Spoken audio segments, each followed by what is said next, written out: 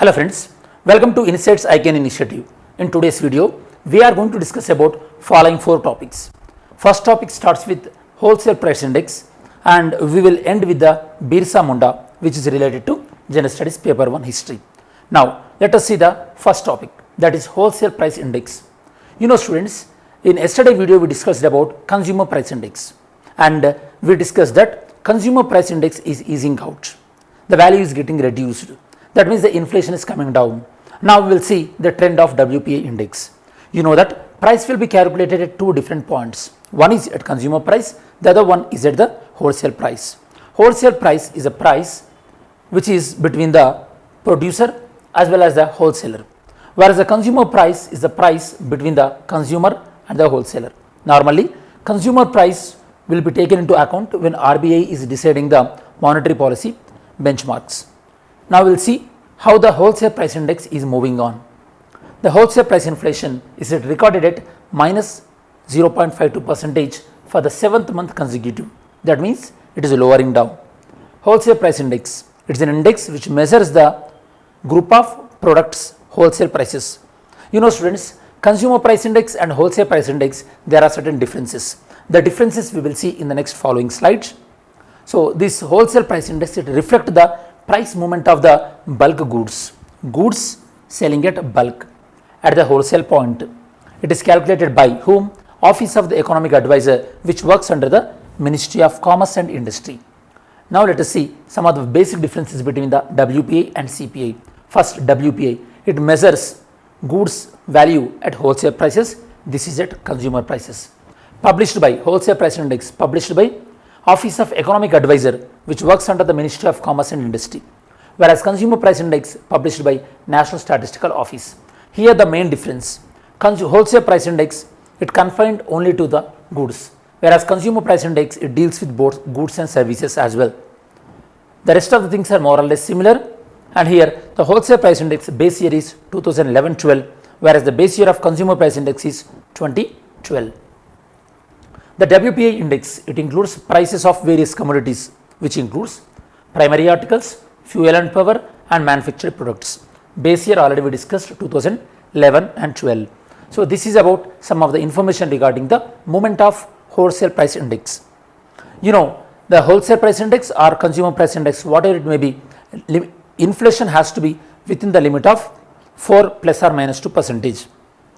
That will not affect the consumer's purchasing power. Next, here you can see various names. These names are the critical minerals. That means these are the minerals which hold a lot of value in terms of the manufacturing, as well as these are available very rare. And most of these minerals we are importing. Now Government of India announced that with respect to critical minerals, Union government, it is auctioning the extraction of critical minerals, around 20 critical minerals blocks. Okay, regarding that extraction, auction conducted by the Union government. What are the critical minerals? These are the group of minerals, they are essential for various industrial sectors, and these hold a lot of strategic importance for country's economy as well as the security. Of course, these critical minerals, they are characterized by their scarcity, that means less in availability and high economic value, and criticality in terms of production of advanced technology.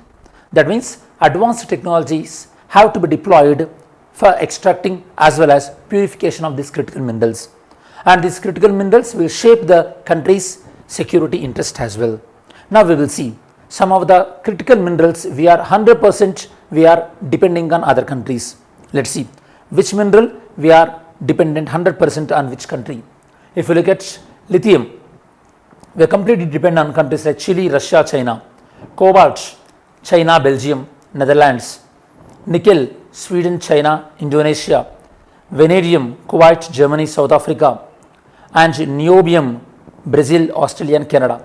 These are some of the critical minerals which are completely we are importing from these countries. Now significance.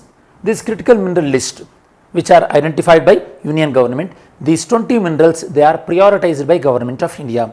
Why? Because these are essential for the production of various goods in high-tech electronics as well as telecommunications, and guiding framework for policy formulation and strategic planning and investment decisions in the mining sector.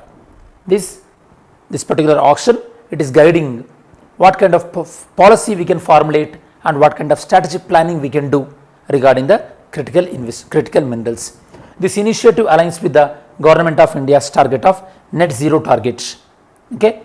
By using these critical minerals, Government of India would like to encourage products which can reduce the emissions of carbon, and we would like to attain the self-reliance by achieving the self-sustainability in these critical minerals by going for the full-scale exploration of these minerals.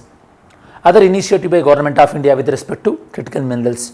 Already Government of India came up with certain ideas, and even Government of India joined in a league of countries. These countries are featuring these critical minerals, such as India joined with the Mineral Security Partnership. It strengthens critical mineral supply chain across the globe. So India joining in this also enhance India's capability regarding these critical minerals. Geological Survey of India, it is focusing on exploring critical and deep-seated minerals to boost the growth of the mining sector. And we took an initiative called COBIL. COBIL is an amalgamation of various public sector units of Government of India, such as it is a joint venture company, NALCO, HCL, MECL named Khaniz Bidesh India Limited. Okay, NALCO, HCL and MECL, the three together formed COBIL, Khaniz Bidesh India Limited. It formed in 2019 to ensure the supply of critical minerals in a very smooth manner according to the industry demand. That is the second one. And third one, we are going to discuss about one of the highest lake in the world. This lake is, students, it is a navigable lake. Navigation, Lake Titicaca. Okay, Lake Titicaca. Now tell me, students, in the South America, which country is together known as lithium triangle? Which country is together popularly known as lithium triangle? Pick the right answer. Popularly known as lithium triangle. Okay. So this Lake Titicaca, world's highest navigable lake. Navigation can be possible in this lake. Why we are discussing? Because of the El Nino effect. Okay. Actually, this year this region is supposed to experience the La Nina, but anyhow still the process is not started. Because of the El Nino effect, this particular region is experiencing drought, and water level in the Titicaca lake, they are dropping very quick and thick. Let's see. Lake Titicaca, this water levels are now reached to the record low because of the climate phenomena known as El Nino. This is the world's highest navigable body of water which is present in the Andes mountains. You know that, students, Andes mountains are present on the western side of the South American continent. The same way in the North American continent, western side and Rocky Mountains are featured. Next, this Lake Titicaca, it stands on the border between the Peru as well as the Bolivia. It is South America's second largest lake after Maracaibo, and Lake Titicaca is one of the Ramsar site as well. You know that Ramsar convention of the wetlands, and wetlands hold very important place in terms of the biodiversity because they are the ecotone, they have the edge effect in terms of the biodiversity. El Nino, La Nina, these are the climate phenomena, and they occur alternatively, of course, at different periods of time. This El Nino is undesirable to India, and La Nina can bring good fortune to India in terms of the rainfall. During the El Nino, the Pacific Oceans, they won't get hot. Because of that, we won't get the clouds which formed above the Pacific Ocean on the eastern part of the Australia. So it is undesirable to India. During the El Nino to us, it is going to be the La Nina to the western part of the South America, where high rainfall can be seen. This is popularly known as this El Nino, La Nina, popularly known as El Nino Southern Oscillation Cycle. This El Nino characterized by warm phase as well as a La Nina characterized by the cold phase. Next topic we are going to discuss. November 15th every year we observe this Birsa Munda Day. Birsa Munda, popular tribal leader, and on this 15th November, Union government declared that is going to be the Janjatiya Gaurav Divas to commemorate the birth anniversary of Birsa Munda. Birsa Munda is a tribal leader who fought against the exploitation of tribals by the landlords. Of course, on the birth anniversary of Birsa Munda only, Jharkhand state was formed. Okay, on commemoration of Birsa Munda. Birsa Munda propagated the ideas of tribal revolt, and even he propagated many ideas regarding the Hindu religion too. Let us see some information regarding the Birsa Munda, because Prime Minister addressed this meeting. Union government. Okay, Prime Minister Narendra Modi visited the native village of Birsa Munda on his birth anniversary and launched a welfare scheme for the tribal community. The Birsa Munda birth anniversary, it falls on November 15, and this November 15 is celebrated as Janjatiya Gaurav Divas, Tribal Pride Day. Tribal Pride Day. Tell me students, in India, in how many states scheduled areas are there? In how many states scheduled areas are there? Pick the right answer in the comment section. Birsa Munda. Birsa Munda is a folk hero and tribal freedom fighter hailing from Munda tribe. He spearheaded the tribal movement across Bihar as well as the Jharkhand areas, the present areas. He fought against the forceful land grabbing of these landless tribal people, so that he would like to empower the tribal people against the bonded labor as well as the poverty. He asserted tribal rights on their lands. He fought against the Jamindar system, especially permanent land settlement system. He declared this revolt, popularly known as Uglan, revolt against British, and they called that these Britishers are Europeans, are outsiders of these tribal areas, and tribals are having complete rights over their lands.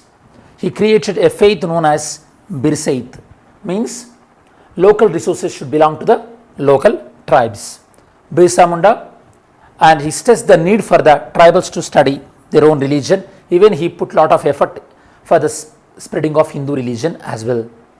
Because of the efforts of Birsa Munda revolt, then British government, they enacted the Chota Nagpur Tenancy Act 1908.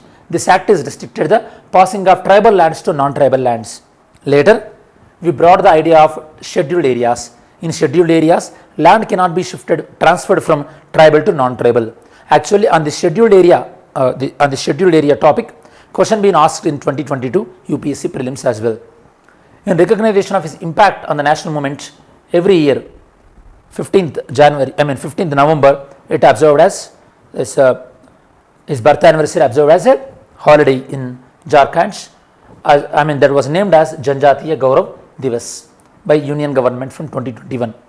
But from 2000 itself, this day was commemorated by giving Jharkhand state on this particular day. Jharkhand was formed on 15th November on the birth anniversary of Birsa Munda in the year 2000 students. Now let's see yesterday's video questions. Consider the following statement regarding the protection of people arrested under preventive detention. It is available only to citizens, okay, which one is right. It cannot be extended more than 3 months. It can be extended more than 3 months, and even the foreigners also can be arrested under preventive detention. That we have to understand. Now let's see today's question. Today's question is, with reference to the history of India, Uglan or the Great Tumult is led by. It is led by. So sometimes in history you have to be very careful about these kind of specific words. Mains question. Write a note on Birsa Munda and his key contribution to India's freedom struggle. What are the key contribution to India's freedom struggle? This is the mains question. Now, as we reach to the end of this video, in this particular video, we discussed about all these 4 topics which started from wholesale price index, then critical minerals, Lake Titicaca and Birsa Munda. This is the detailed analysis of the today's current affairs.